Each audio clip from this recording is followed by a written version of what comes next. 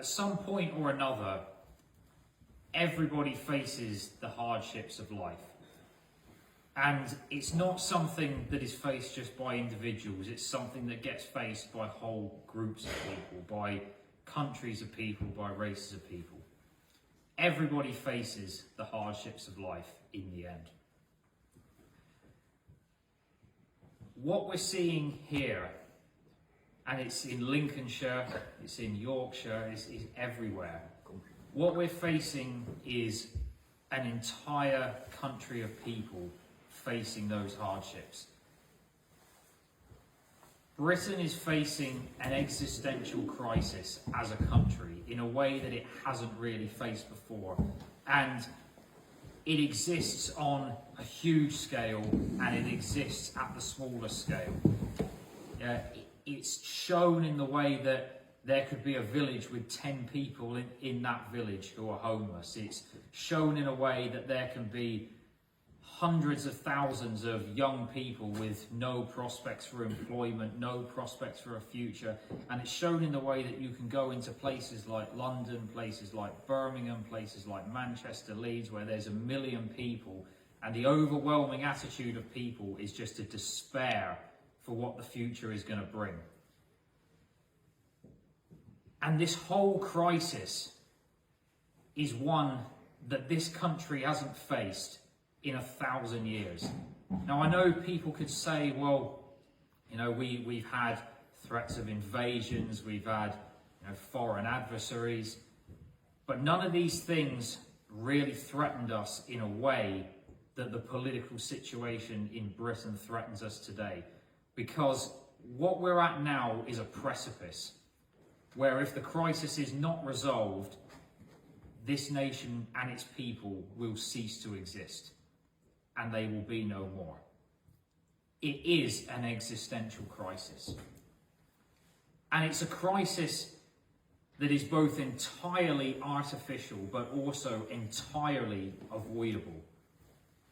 Now, I know sometimes people can think that they're helpless and they can believe that one person cannot make any difference. And in some respects it's true. One person out of 60, 70 million people is like a grain of sand. But this is why we have to cultivate a mentality where we're no longer thinking about one person or 100 individual people or 1,000 individual people. We have to see ourselves as one group of people. We have to start looking at ourselves as a group of people that look out for each other, that look after each other, that don't abandon each other. 100,000 people working as individuals will still be weaker than even the smallest group. And what we're doing here and everything that's taken place, whether it's at Skegness, whether it's at Scampton, whether it's here, whether it's in the outreach, anywhere, everything is guided by this principle. As long as one British person is suffering, then the British people as a whole are suffering. And that is the problem that has to be addressed. Now, over the last 2 to 3 months, the thing that I've been focusing on hardest is laying the foundations to create a genuine political party that can help provide a future for our people. I did this mainly because it had to be done. It needed to be done. The political system in this country is poisoned. And it's been poisoned by the kind of people that are running it. It doesn't matter what parties, what ideologies, it's the same kind of people that infest every single corner of it, and the same problems go from party to place to place. And the only way that is ever going to be solved, is by our people looking within themselves to find what they already have, to look to their own kin, to their own soil, to their own people as brothers and sisters, and to think about how they can improve their own situation. People are not helpless. There's so many people who are in despair, whether it's poverty, whether it's depression, whether it's this lack of optimism, but they're in this despair because they have been convinced by, in some cases, years of propaganda. They've become convinced that they genuinely cannot help themselves, and it's not true.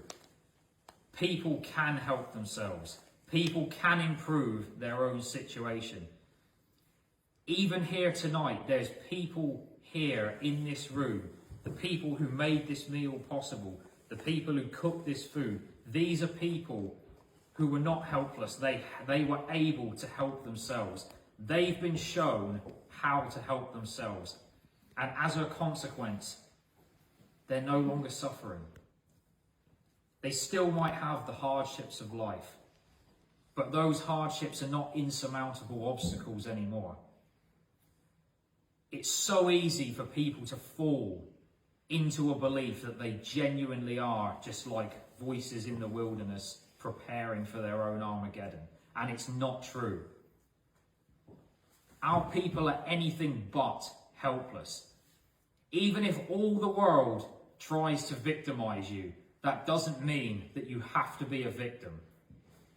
And everybody here, whether it's all the people that I've met in the past year, whether it's the people that are working on these projects to create sustainable businesses, sustainable farms, whether it's the people that are engaged in outreach, whether it's the people that have campaigned at Scampton, at Skegness, at any of these other places around the country. What unifies these people is that they have overwhelmingly said to themselves, to each other, and to the world, even if you victimize us, we are not your victims. So to everybody here, all I can say is this. Wherever we go from here, whether it's in your own ventures, whether it's in political parties, you are not helpless victims. The people around you are not helpless victims. They've only forgotten what they're capable of accomplishing. And if you believe in yourselves, and if you believe in those people, then they will believe in themselves as well. And if you see all the people around you that are suffering, whether it's because of economic deprivation, whether it's because of immigration, whether it's because of the political system, whatever the cause of their suffering, they are capable of solving it. They just need to be shown how. And that is our task. When we go forward, we have to think about how to solve our situation in a way that hasn't been done before. There are some things in this country, some of these old ways, old methods, old institutions, which are so pathologically corrupt that anything trying to be built from them now is going to be rooted in the same corruption. We can't just seek to react and turn back the clock to things which failed many years ago. And we can't keep trying to save things which don't deserve to be saved anymore. What we need is vision and a great national rebirth. We need to have a plan for the future, not a plan for the past. We need to become the people of tomorrow's parade, not the people of yesterday's parade. And I know that we are capable of accomplishing that. I know it can be done because it's been done every single time that this country and its people have faced potential for rack and ruin. And I know the crisis facing them today is so different because it's a crisis that is entirely caused by forces not outside of this country, but forces within it. It's so different trying to deal with that kind of subversion, but that doesn't mean that dealing with it is impossible.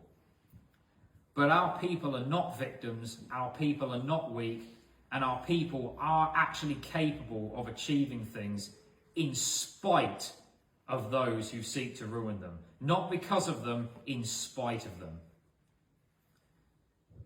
So remember who you are, remember what you're capable of, and whatever you apply yourself to, remember that just because the world around you might try to make you a victim, it does not mean you have to be. Yeah.